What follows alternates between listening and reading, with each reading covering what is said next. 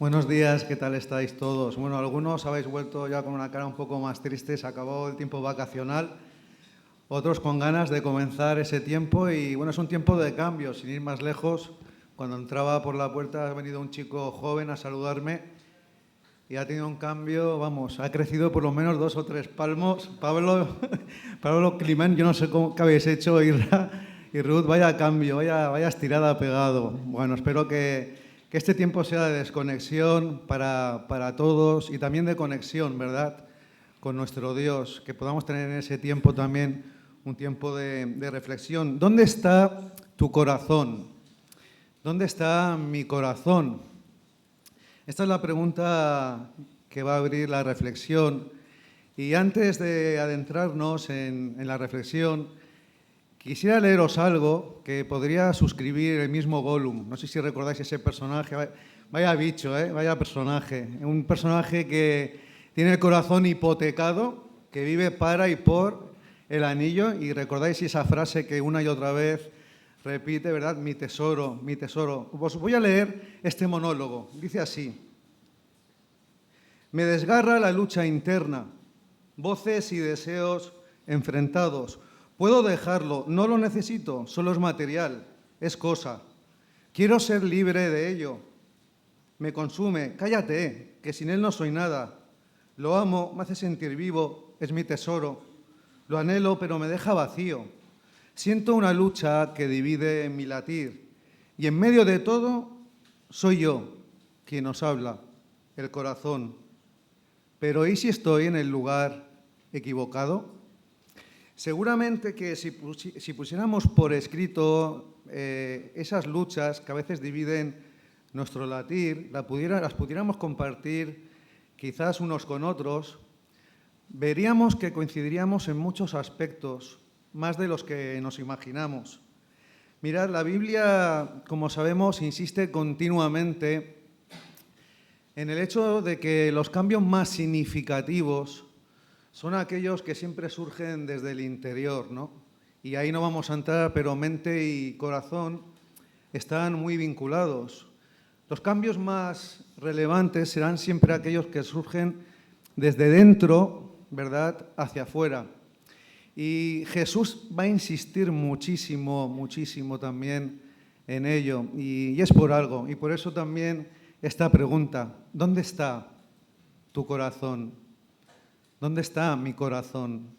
Y justamente en el corazón del Sermón del Monte nos va a hacer pensar en ello también. Si me queréis acompañar con esta pregunta presente, vamos a ir a ese sermón que tanto ha influenciado. Mateo 6, versos del 19 al 21, dice así: no acumuléis para vosotros tesoros en la tierra, donde la polilla y el óxido destruyen, y donde los ladrones se meten a robar. Más bien, acumulad tesoros en el cielo, donde ni la polilla ni el óxido carcomen, ni los ladrones se meten a robar. Porque donde esté tu tesoro, allí estará también tu corazón. Terminaba este monólogo haciéndose la pregunta: ¿pero y si estoy en el lugar equivocado? Esa es la pregunta del corazón, ¿verdad? Mirad, nos pasamos prácticamente toda nuestra existencia como seres humanos buscando tesoros, y además creo que es una búsqueda insaciable. Y muchos de estos tesoros al final pueden acabar perturbando nuestra paz, nuestra verdadera dicha, nuestro verdadero sentido de la vida, porque no cumplen lo que prometen, y prometen mucho, y cada vez prometen más. Luego nos adentraremos, ¿no?, en esta dimensión. Un hombre como Calvino es muy interesante, que desarrolla la idea de ver en el corazón humano una fábrica constante de ídolos, ¿no? Y es verdad, hacemos ídolos de los lugares, los pensamientos, las personas, las ideologías, y estamos constantemente, ¿verdad?, en esa dinámica. Y la pregunta que Jesús quiere siempre que nos planteemos es esta: ¿dónde está mi corazón? ¿Dónde está tu corazón? Vamos a acercarnos desde esta reflexión desde la empatía de sabernos en procesos a veces muy complejos y que pueda ser, una vez más, Cristo, el Evangelio, quien nos dé aliento, esperanza y que sea verdad esa luz. Sigue diciendo Jesús en el siguiente verso: ninguno puede servir a dos señores, porque aborrecerá al uno y amará al otro, o se apegará al uno y menospreciará al otro. No podéis servir a Dios y a Mamón, ¿no? Y ahí surge esa expresión que viene del arameo, pero lo que yo me preguntaba es, si Jesús realmente está hablando de un Dios, de un posible Dios, ¿por qué no menciona uno de los dioses de tantos que habían en los diferentes panteones que existían de dioses? Si está hablando de un Dios, ¿tiene imágenes este Dios? ¿Tiene templos para ir a adorarle? Es muy interesante ya la misma frase, la estructura, parece que hay un paralelismo antitético, ¿no? No podéis servir a Dios y a Mamón. Ya la misma estructura de la frase nos está planteando que hay algo muchísimo más profundo que lo material. Esa expresión se traduce por riquezas, por dinero, y Jesús parece que está jugando, haciendo una personificación retórica de esa expresión para decirnos algo muy importante, que se puede acabar transformando en un Señor, un verdadero dueño de nuestra vida, un poder espiritual que está rivalizando continuamente con nuestro Dios. Y lo hace por el corazón, ¿verdad?, del ser humano. Y es muy interesante detrás, os he puesto algo en las hojas, detrás de la raíz semítica, esta raíz semítica que configura esa expresión, se relaciona con otra raíz semítica de donde viene la palabra amén, emuná. Nos está planteando que es algo tan profundo que es lo que me da seguridad, en lo que confío, ¿verdad? Y al final en lo que yo me reafirmo, en donde se reafirma mi vida, ¿no? Jesús creo que quiere poner sobre la mesa que al final el amor a las riquezas nunca es neutral. No es algo neutral, el amor a las riquezas, porque se puede acabar convirtiendo en una potencia que esclaviza, que reclama exigencias, fidelidades y servidumbres, ¿no? Mirad, un breve paréntesis, ¿no? Cuando se habla de este tema, a veces con la insistencia que vemos en los evangelios y los énfasis que plantea el mismo Jesús, nos puede dar la sensación que Jesús hace acepción de personas con los que tienen un poder adquisitivo más alto. Entonces, eso no sería evangelio. Jesús llega a todos. ¿Sabéis quién hace acepción de personas? El Dios del que nos advierte Jesús. Es más, en base a unas lógicas que veremos hoy, acaba estructurando una economía canalla que jerarquiza al ser humano y acaba rompiendo del ser humano toda su dignidad. Eso es lo que hace el Dios del que nos advierte Jesús. Lo sabemos, este Dios riquezas no está vinculado al poder, al prestigio, al éxito y quiere implantar su moral en nosotros y tiene una capacidad de seducir tremenda, ¿no? Y lo hace, sabéis, en base a su evangelio también. Siempre tiene muy buenas noticias que darnos. Está lleno siempre de buenas noticias, de muchas promesas, ¿no? Y quiere implantar, como os decía, su moral en nosotros y además tiene un encanto irresistible. Y lo hace de diferentes formas, ¿no? El ser humano es capaz de romper con todo, con la familia, con las amistades, es capaz de engañar, de estafar, de matar por este Dios.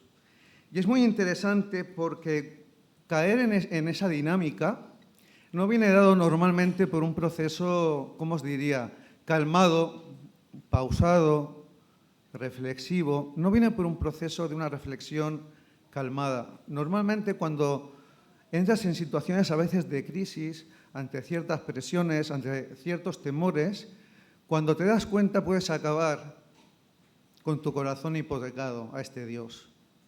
Y ya no hay marcha atrás. La pregunta es más importante de lo que nos podemos imaginar. ¿Dónde está ¿Dónde está realmente nuestro corazón? Porque os pregunto, ¿qué sigue a qué? ¿Sigue el corazón al tesoro o es el tesoro que sigue al corazón? Bueno, yo creo que al final hay una retroalimentación, ¿no? Hay una especie de simbiosis. El valor de algo siempre va a estar en relación con la cantidad de vida que le entregamos a cambio. Aquello que yo considere que tiene más valor para mi vida va a estar en relación con la cantidad de vida que yo invierto en ello. Pero hay que decir algo. La entrega de vida a este Dios del que nos advierte Jesús responde a unas lógicas que nada tienen que ver con la entrega de vida al Dios que hemos conocido en Jesús. Si os acordáis, estuvimos hablando de la sociedad líquida, de este filósofo, sociólogo, Bauman, que acuña ese concepto y nos hablaba de esa sociedad donde nada es sólido, nada perdura, nada es definitivo, un mundo además cambiante a un ritmo frenético que no te da tiempo ni de reaccionar, nada puede satisfacer, un mundo ansioso de probar novedades, que carece de seguridades, acaba siendo además un mundo cada vez más provisional, ansioso de esas novedades, y dice algo que quiero subrayar en esta mañana, y que es con frecuencia agotador. Y en esa misma línea hay otro filósofo que está muy de moda, surcoreano, Byung-Chul Han, que hace una crítica a la sociedad occidental y lo hace alrededor de una pregunta central, ¿no? La pregunta es, ¿cómo se ha perdido el sentido de la vida en la modernidad tardía? Y él llega a decir lo siguiente, nos hemos alejado de la vida buena para quedar consumidos en la mera vida, donde todo es transformado en mercancía, hasta la vida misma. Hasta tal punto que todo responde al dictado de la extrema productividad y del extremo rendimiento, ¿no? Y el ser humano entra en una dinámica que se acaba autoexplotando a sí mismo. Y eso deriva, al final, en un colapso psíquico y emocional. Y es lo que él llama la sociedad del cansancio, que tiene unas patologías muy características, ¿no?, que identifican a esa sociedad. Hay una frase que me llamó mucho la atención y que todo esto que estoy planteando tiene todo que ver con lo que nos está diciendo Jesús, ya en el siglo I. Dice este autor lo siguiente, el exceso del aumento de ese rendimiento produce el infarto del alma. El exceso del aumento de rendimiento produce el infarto del alma. Fijaos por un momento que cada vez más tenemos aplicaciones que miden nuestro rendimiento continuamente. Incluso en los aspectos que son esos momentos de descanso, los pretendidos momentos de pausa, están marcados por aplicaciones que miden nuestro rendimiento. No hace mucho, Gabriel nos invitaba en el tiempo de alabanza a hacer una pausa, a vivir una vida contemplativa, estar cercanos a Dios. Y añadía que prácticamente es un imposible por el ritmo de vida, ¿verdad?, que llevamos. Todo responde a la lógica de la productividad y del rendimiento que nos esclaviza al final. Y bajo la lógica de este Dios del que nos advierte Jesús, puede acabar nuestra vida hipotecada y siguiendo, ¿verdad?, ese patrón de querer más, más, más y más. Es interesante que también se hablará de la sociedad de la transparencia. Y no pensemos que tiene que ver con una sociedad honesta, ¿no? Tiene que ver con esa sociedad que invita continuamente a exponerse, donde al final cada uno es propio objeto de publicidad hacia los demás, ¿no? Pensemos por un momento en la vida digital que ya vivimos, la cantidad de impulsos que recibimos desde que amanece hasta que anochece. bajo todo ese movimiento algorítmico que creo que nos conoce más que a nosotros mismos, ¿no? ¿Hacia dónde nos lleva? Bueno, nos lleva a que se potencie en nosotros la insatisfacción como algo permanente en nuestros deseos, ¿no? Fijaros que gran parte de las industrias ganan basándose en nuestro miedo. Y no sé si recordáis lo que sucede en el momento en que el ser humano le da la espalda a Dios. Se produce la caída, el ser humano le ha dado la espalda a Dios, hay una ruptura interior y eso provoca un efecto desencadenante en otras rupturas, ¿no? ¿Y qué hace Dios? Dios acerca al ser humano, quiere potenciar una relación con él. Y hay una pregunta que le plantea: ¿dónde estás? Y el ser humano juega al escondite con Dios. Y la pregunta sigue estando presente. Dios en muchos momentos nos sigue preguntando como seres humanos: ¿dónde estás? Y seguimos, creo, jugando muchas veces al escondite, ¿verdad?, con Dios. Pero a donde quiero ir es: ¿qué surge? ¿Qué es lo primero que expresa el ser humano? Oí tu voz y tuve miedo. Tuve miedo.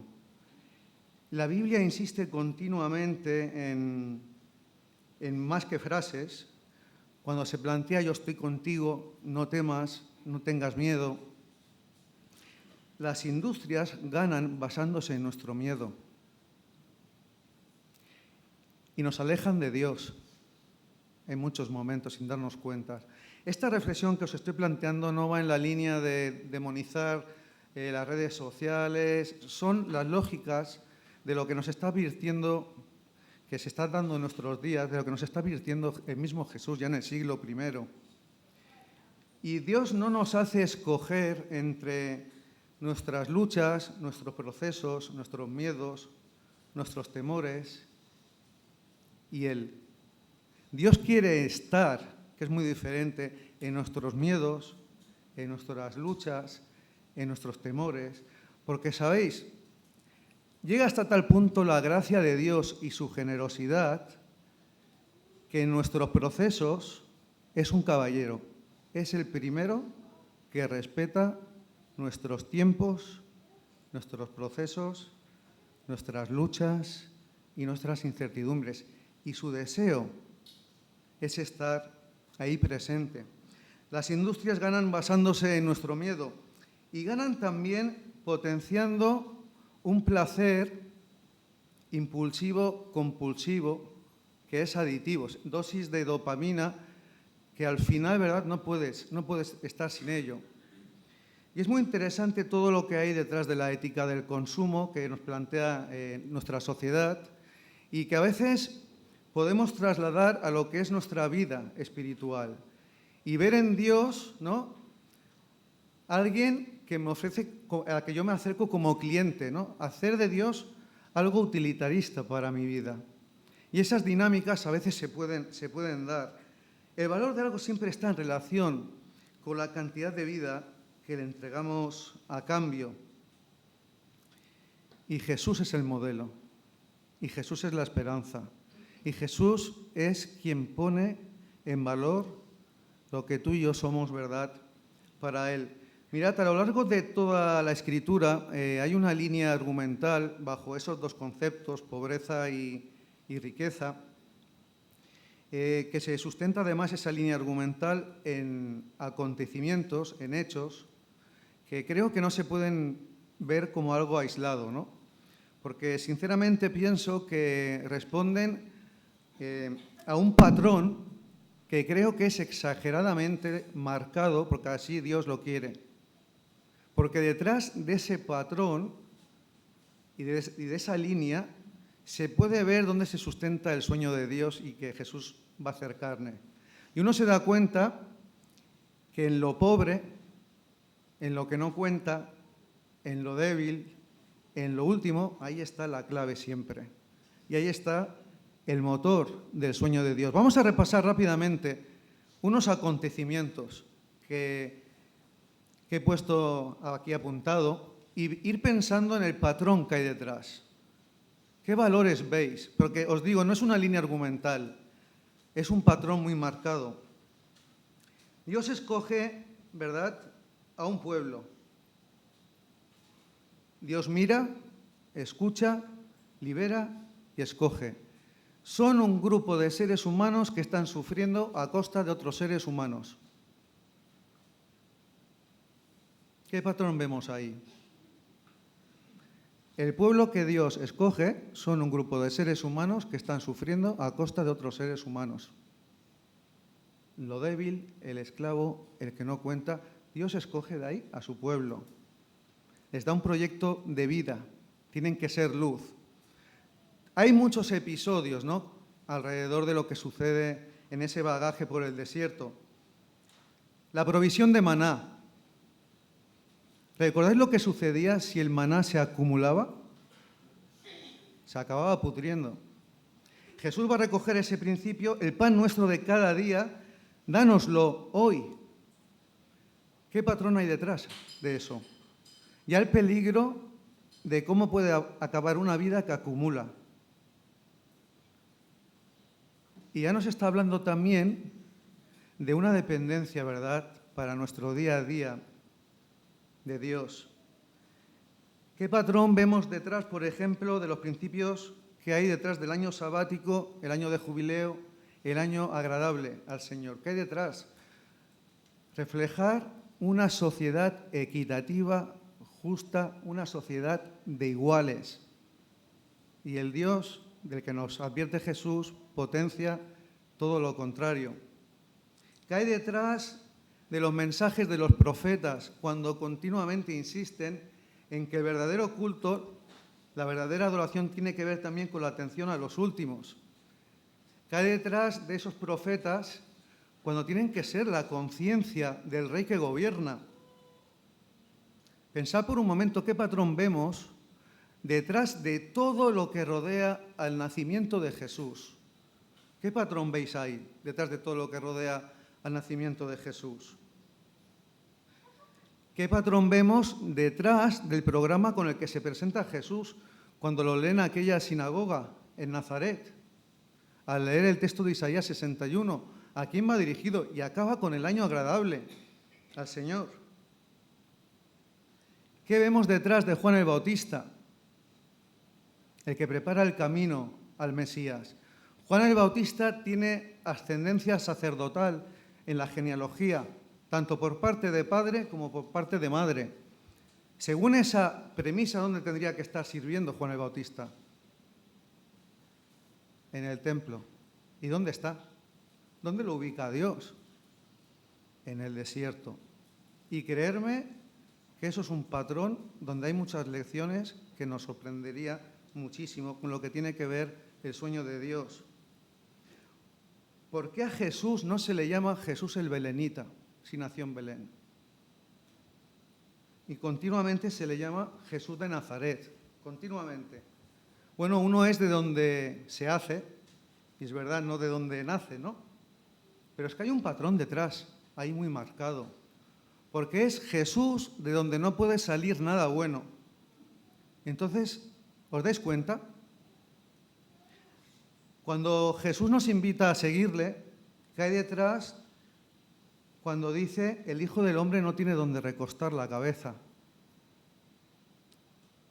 ¿De dónde son la mayoría de los 12 discípulos? ¿De Galilea o de donde estaban las élites religiosas y la crème de la crème? No, son de donde no puede salir nada bueno. ¿Os dais cuenta el patrón que hay detrás? Es constante. Algunos eruditos, y creo que una vez lo comenté, plantean que posiblemente haya un discípulo que sea de la zona más al sur, ¿no?, muy cerca de Jerusalén. ¿Sabéis quién es? Aquel que hace una transacción de vida que lo acaba matando, Judas, que vende a Jesús. ¿Por qué? Por 30 monedas de plata. ¿Qué hay detrás de ese patrón? ¿Os habéis preguntado de dónde surgen aquellas monedas? ¿Qué hay detrás? ¿Qué está sucediendo detrás del templo en aquella época en la que vive Jesús? ¿Es Dios, el Dios de Jesús, el motor? ¿O está el Dios del que nos advierte Jesús también actuando, que le lleva a Jesús a hacer aquella acción? Porque Jesús no va en contra nunca del templo, porque a veces se plantean unas lecciones detrás de lo que él hace que creo que no se corresponde, ¿no? Jesús quiere ver en el templo realmente la casa de su Padre y no se está dando. ¿Por qué Jesús, para hablar de lo que más le importa, que es el reino, habla de la semilla más insignificante? ¿Por qué Jesús, para hablar del reino, pone a los niños en el centro? ¿Qué eran los niños en esa época? Lo voy a plantear desde lo que era en esa época, ¿no? Porque trasladamos las categorías que vivimos a esa época. En esa época no contaban, eran los últimos. Jesús los pone en el centro. ¿Qué hay detrás de los principios que vemos en la iglesia de Jerusalén? ¿Por qué la iglesia se tiene que organizar de una manera diferente? ¿Por qué motivo? Pensarlo. Hay que atender. ¿Qué hay detrás del caso Ananías y Safira? ¿Por qué Pablo, cuando se recoge aquella ofrenda, pone como modelo a Cristo, que siendo rico, escoge, ¿verdad?, hacerse pobre? Es un patrón exageradamente marcado porque Dios así lo ha querido. Sin duda, el sueño de Dios que vemos en Jesús siempre responde a un corazón donde lo pobre, lo débil, lo que no cuenta, es el motor. Es lo primero. ¿Dónde está mi corazón? ¿Dónde está tu corazón? Y esa es la pregunta que se hace a aquel joven muchacho con un poder adquisitivo alto, el joven rico. No, seguramente estaréis pensando, no, Samuel, el joven rico pregunta, ¿qué haré de bueno para heredar la vida eterna? Al final se tiene que hacer la pregunta de dónde está su corazón. Y la pregunta sobre la vida eterna está preguntando desde un corazón que es un buscador de tesoros. Está preguntando a aquel muchacho por la vida que realmente le va a dar sentido, la verdadera vida. Y es muy interesante, ¿no?, lo que se da en esa conversación con Jesús y lo que trasluce tras esa conversación, ¿no? Se habla de cumplir los mandamientos, ya lo hago, y a veces nos enfocamos en eso, ¿no? Sobre todo aquellos que somos padres más novatos, haz esto, haz aquello, enfócate en esto. La cuestión es, ¿qué te impide hacer una cosa u otra? Y es a donde le está llevando Jesús a este muchacho. Mirad, este muchacho, por lo que se trasluce en el contexto ahí en Mateo 19, tiene todas las seguridades materiales, pero su corazón está más que necesitado. Por eso surge esa pregunta. Bueno, cumplo los mandamientos, perfecto. ¿Tú quieres un tesoro en el cielo? Oye, vende lo que tienes y no lo quemes, lo entregas a los pobres. ¿Qué dice el texto? ¿Qué sucede? Se fue triste. Ese es el diagnóstico. Jesús le está diciendo, si tú quieres seguirme, tienes que soltar lastre. O sea, por eso lo que nos ha planteado, no puedes servir a dos señores. Tú no puedes tener en el corazón atesorado lo mejor de cada Dios. No puedes. Y aquel muchacho se va triste, no suelta lastre. A diferencia de lo que vemos en esa colección de parábolas en Mateo 13, de aquel hombre que encuentra aquel tesoro, ¿recordáis? Aquel comerciante que encuentra la perla de gran valor, venden lo que tienen porque no lo ven como una pérdida, ¿no? Se han encontrado realmente con el reino de Dios y su justicia. ¿Dónde está el tesoro de Jesús? Mirad, os invito a tener como clave de lectura en el Sermón del Monte esta pregunta. Es como si encabezara el Sermón del Monte esta cuestión, ¿no? Jesús, ¿dónde está tu corazón? Benditos de Dios, dichosos los pobres, los que lloran, ahí está mi corazón. Porque veo en el Sermón del Monte, que es todo el Sermón del Monte, el centro de la vida de Jesús, ¿no? Y la vida que tiene sentido para Él. Es una confesión, afirmación cristocéntrica. Oísteis que fue dicho, pero yo os digo. Y tener esta clave de lectura es muy interesante. Y en el centro estamos viendo que nos está planteando que nos hagamos esta cuestión con esta advertencia. Porque mirad, Jesús vivió una espiritualidad encarnada a su sociedad, a su tiempo. No vivió una espiritualidad escapista. Y todos aquellos que están a su alrededor, con los que se relaciona, con las situaciones que está viendo que ha vivido en su propia familia, con sus amigos, con sus vecinos, es consciente que esa sociedad es el resultado de lo que ha hecho este Dios del que nos está advirtiendo, que se ha metido en los estamentos más altos políticos, sociales, económicos y religiosos. El 90% de la sociedad en la que vivió Jesús eran los más pobres de los pobres. Y os digo algo más. Lo está diciendo siendo consciente también que a cada paso que Él da, cada gesto que lleva a cabo, este Dios, con el enemigo de nuestras almas, lo va a intentar atrapar. Y no solo lo vemos en los textos explícitos de la tentación. A cada paso que lleva a cabo Jesús, cada acción que lleva, lo tiene más fácil este Dios y Satanás para intentar que caiga en sus garras. Y lo vemos en muchísimos momentos. Mirad, Jesús vuelve a alentarnos con su misma vida y con su entrega. Y de hecho, con ello pone en valor lo que significa realmente tu vida y mi vida para Él. Somos parte de su tesoro. Tú y yo somos parte de su tesoro. Somos seres humanos creados a imagen de semejanza de Dios. Y recuperar esa máxima dignidad es posible en Jesús. Y de hecho, Él es el modelo de la máxima dignidad humana. Hoy Jesús, en la sociedad en la que estamos, independientemente de la valoración que hagan los diferentes sociólogos, nos sigue diciendo, venid a mí, ¿no? Todos los que estáis cargados, cansados, con dudas, con luchas, con incertidumbres, con miedos.